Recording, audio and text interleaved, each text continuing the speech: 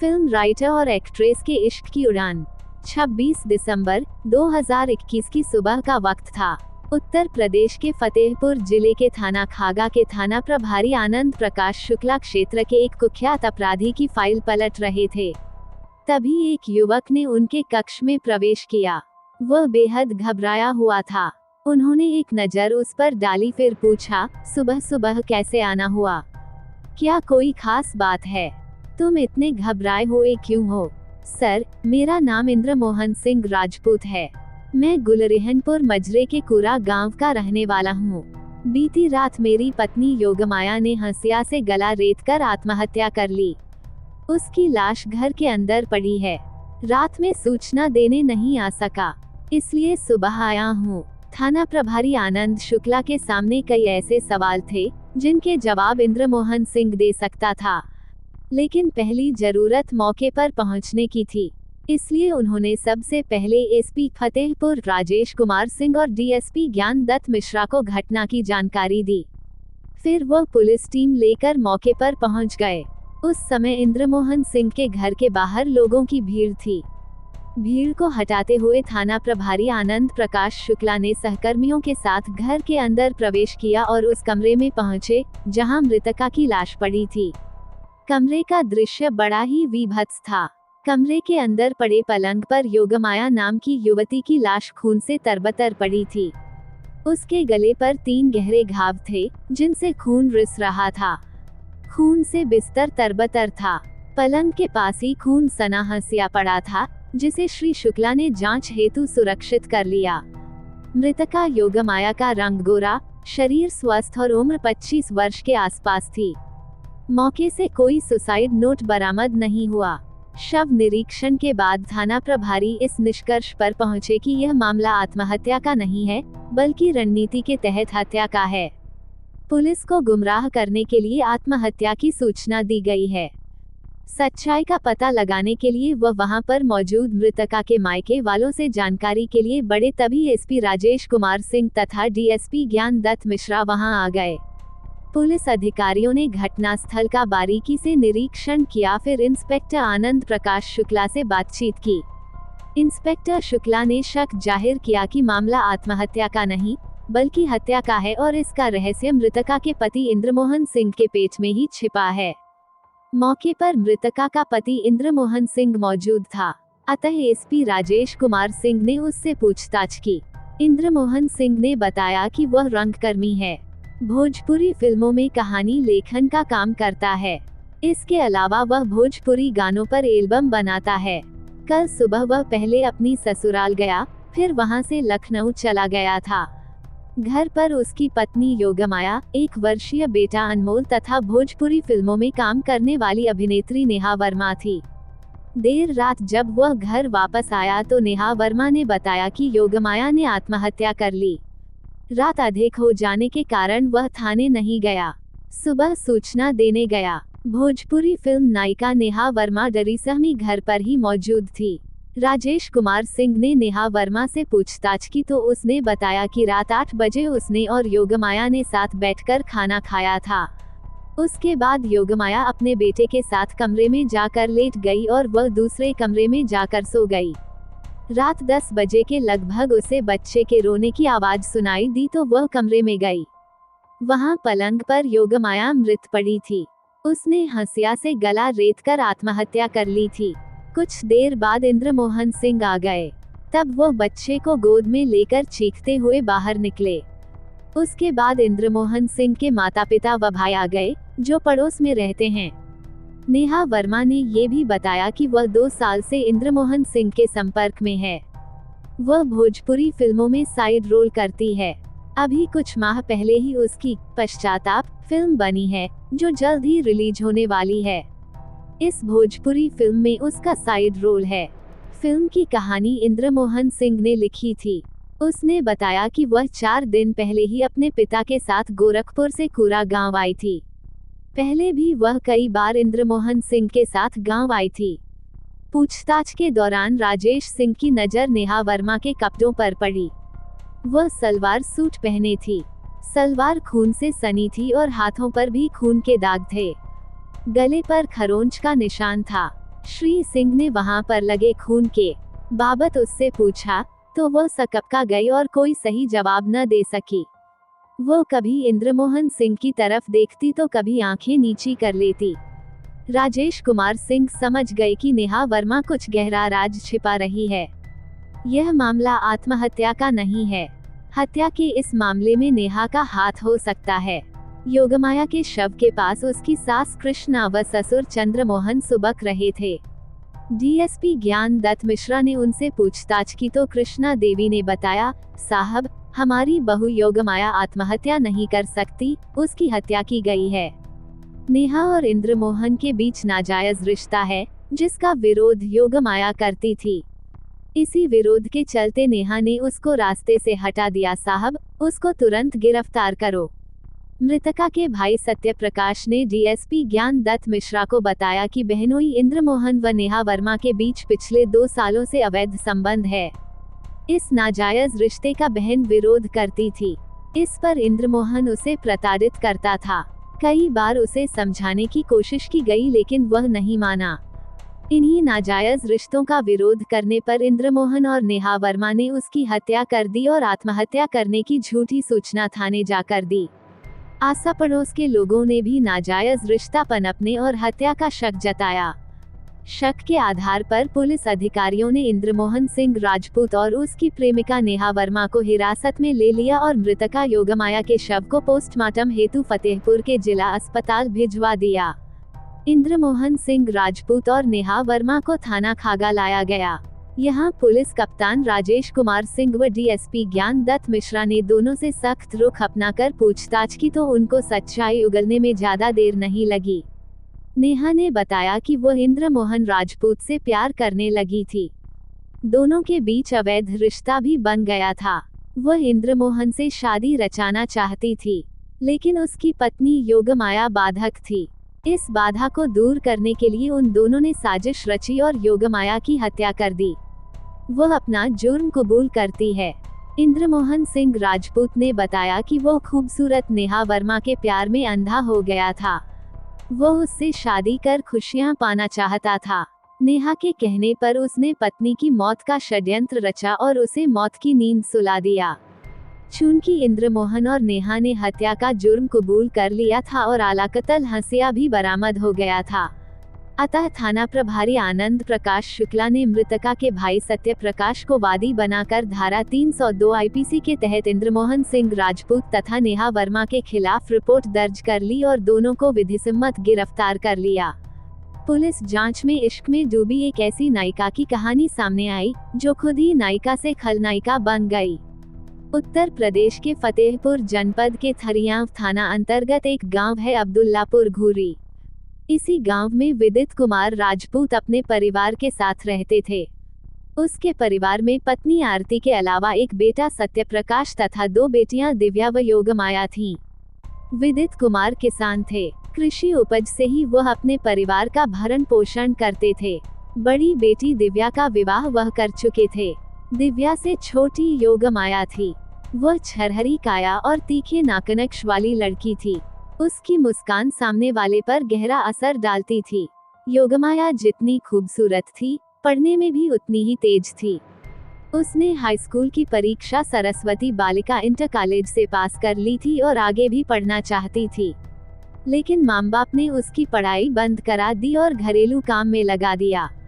योगमाया के घर इंद्रमोहन सिंह का आना जाना लगा रहता था। वो फतेहपुर जिले के ही थाना खागा के गांव कूरा के रहने वाले चंद्रमोहन राजपूत का बेटा था। रिश्ते में दोनों सगे ममेरे भाई बहन थे। घर आते जाते योगमाया की खूबसूरती और मुस्कान इंद्रमोहन के दिल में बस गई थी। एक दिन इंद्रमोहन ने उससे अपने मन की बात भी कह दी, योगमाया, मैं तुमसे प्यार करता हूँ। यदि तुम मेरा प्यार कबूल कर लोगी, तो मैं खुद को दुनिया का सबसे खुशनसीब इंसान समझूंगा। योगमाया उम्र के जिस पायदान पर थी, उस उम्र में लड़कियों को ऐसी बातें गुदगुदा देती हैं। योगमाया का दिलो दिमाग भी सनसनी से भर गया। उसने इंद्रमोहन की आंखों में देखा। उन आंखों में प्यार का सागर ठाठे मार रहा था। उसकी आंखों में देखते हुए कुछ देर तक वह सोच में डूबी रही। उसके बाद बोली, अगर मैं तुम्हारा प्यार कबूल कर लूं तो तुम्हारा अगला कदम क्या होगा? शादी। इंद्रमोहन ने तपाक से जवाब दिया, लेकिन हमारा तुम्हारा रिश्ता तो बहन भाई का है। हम दोनों के घर वाले राजी नहीं हुए तो? योगमाया ने पूछा। तो हम भागकर प्रेम विवाह कर लेंगे। योगमाया मुस्कुराई, फिर नजरें झुकाकर स्वीकृति में सिर हिला दिया। इंद्रमोहन और योगमाया के घर वालों को दोनों के प्यार व शादी रचाने की बात पता चली तो उनके पैरों तले जमीन खिसक गई। घर वालों ने दोनों को बहुत समझाया, लेकिन जब वह नहीं माने तो विदित कुमार ने 20 वर्षीय बेटी योगमाया की शादी 12 फरवरी 2015 को इंद्रमोहन राजपूत के साथ कर दी। शादी के बाद योगमाया इंद्रमोहन की दुल्हन बनकर ससुराल आ गई। चूंकि इंद्रमोहन की मां कृष्णा इस शादी से नाराज थी, अतः वह पति चंद्रमोहन व छोटे बेटे जंग बहादुर के साथ अलग मकान में रहने लगी। वह इंद्रमोहन व योगमाया से बहुत कम बातचीत करती थी। इंद्रमोहन सिंह बीए पास था। उसका रुझान भोजपुरी फिल्मों की तरफ था। वह फिल्म लेखन में अपनी किस्मत आजमाना चाहता था। उसने भोजपुरी फिल्म के लिए कई कहानियां लिखी। कुछ कहानी भोजपुरी फिल्म निर्माताओं को पसंद आई तो कुछ कूड़ेदान में चली गईं। लेकिन इंद्रमोहन सिंह हताश नहीं हुआ और लेखन कार्य तथा निर्माताएं के संपर्क में बना रहा। इंद्रमोहन सिंह अपनी पत्नी योगमाया से खूब प्यार करता था और उसे किसी प्रकार की कमी महसूस नहीं होने देता था। योगमाया भी इंद्रमोहन की सेवा करती थी। आर्थिक संकट में भी वह पति का साथ देती थी। आर्थिक संकट के दौरान एक बार तो उसने अपने आभूषण तक बेच दिए थे। इंद्रमोहन और योगमाया का जीवन सुखमय बीत ही रहा था कि इसी बीच नेहा वर्मा नाम की बला आ गई, जिसने योगमाया की जिंदगी में जहर घोल दिया। उसने योगमाया के जीवन की खुशियां तो छीनी ही, फिर आखिर में जिंदगी भी छीन ली। नेहा वर्मा मूल रूप से मुंडेरा कस्बे के महाराजगंज की रहने वाली थी। उसके पिता काशीनाथ वर्मा गोरखपुर के सुभाष नगर मोहल्ले में रहते थे। वह प्राइवेट फर्म में नौकरी करते थे। काशीनाथ साधारण पढ़े लिखे व्यक्ति थे। आमदनी भी सीमित थी, लेकिन वह सीमित आमदनी में भी खुश थे। मुंडेरा कस्बे में उनका आना जाना लगा रहता था। 20 वर्षीय नेहा वर्मा गोरी चिट्टी छरहरी काया की युवती थी। नैननक्श भी तीखे थे। सबसे खूबसूरत थी उसकी आंखें, खुमार भरी गहरी आंखें। उसकी आंखों में ऐसी कशिश थी कि जो उसमें देखे खो सा जाए। नेहा ने इंटरमीडिएट की परीक्षा पास कर ली थी और आगे की पढ़ाई जारी रखना चाहती थी। वह फैशनेबल थी, अक्सर मॉडर्न कपड़े पहनती थी और खुद को सजा संवरा बनाए रखती थी। सुंदर चेहरे वाली नेहा की आकर्षक देह पर मॉडर्न कपड़े खूब फबते थे, जिससे देखने में वह फिल्मी हीरोइन सरीखी लगती थी। वह स्वभाव से चंचल और समय के हिसाब से काफी तेज थी। नेहा भोजपुरी फिल्में खूब देखती थी। उसका भी सपना था कि वह फिल्मों में काम करे। वह फिल्म अभिनेत्री बनने का सपना संजोए बैठी थी। नेहा वर्मा और इंद्रमोहन सिंह की पहली मुलाकात 25 नवंबर 2019 को मुंडेरा महाराजगंज में एक पारिवारिक शादी समारोह में हुई। इस शादी समारोह में नेहा वर्मा अपने पिता काशीनाथ के साथ आई थी, जबकि इंद्रमोहन अपनी पत्नी योगमाया के साथ आया था। सजी संवरी नेहा पर जब इंद्रमोहन की नजर पड़ी तो पहली ही नजर में वह उसके दिल में रच बस गई। मौका मिला तो दोनों में हाय हेलो हुई और फिर परिचय हुआ। इंद्रमोहन ने बताया कि वह फतेहपुर जिले के कुरा गांव का रहने वाला है और भोजपुरी फिल्मों में फिल्म की कहानी लेखन का कार्य करता है। नेहा वर्मा ने बताया कि वह गोरखपुर से पिता के साथ आई है। उसे भोजपुरी फिल्में पसंद है। वह भी फिल्मों में काम करना चाहती है। नेहा ने इंद्रमोहन का परिचय अपने पिता काशीनाथ से भी कराया। इंद्रमोहन ने भी अपनी पत्नी योगमाया का परिचय नेहा से कराया। उस शादी समारोह में नेहा वर्मा और इंद्रमोहन ने एक दूसरे से खूब बातचीत की तथा एक दूसरे को अपने मोबाइल नंबर दे दिए। इसके बाद दोनों के बीच मोबाइल फोन पर बातचीत होने लगी। इंद्रमोहन नेहा से मिलने गोरखपुर भी जाने लगा। नेहा और इंद्रमोहन के बीच पहले दोस्ती हुई, फिर प्यार पनपने लगा। इसी बीच इंद्रमोहन और नेहा भोजपुरी फिल्म के गाने पर एल्बम भी बनाने लगे। इंद्रमोहन ने नेहा को कई भोजपुरी फिल्म निर्माताओं से भी मिलवाया और फिल्म में रोल देने का अनुरोध किया। साथ साथ काम करते दोनों के बीच प्यार पनपा तो तन मिलन की भी इच्छा प्रबल हो उठी। एक दिन प्यार के क्षणों में दोनों के तन सटे तो दोनों ने एक दूसरे को बाहों में भर लिया। फिर तो उन्हें एकाकार होने में ज्यादा देर नहीं लगी। अवैध संबंधों का सिलसिला अनवरत चलने लगा। नेहा इंद्रमोहन के प्यार में ऐसी पड़ी कि हमेशा के लिए उसके साथ रहने के बारे में सोचने लगी। फरवरी 2020 में इंद्रमोहन सिंह राजपूत ने फिल्म पश्चाताप की कहानी लिखी। ये कहानी भोजपुरी फिल्म निर्माता निर्देशक सन्नी प्रकाश को पसंद आ गई।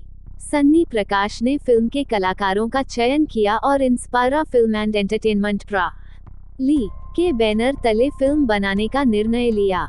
इस फिल्म में नायक नायिका के रूप में राकेश गुप्ता तथा स्मिता सना का चयन हुआ। साथ ही सहनायिका के रूप में नेहा वर्मा का चयन हुआ।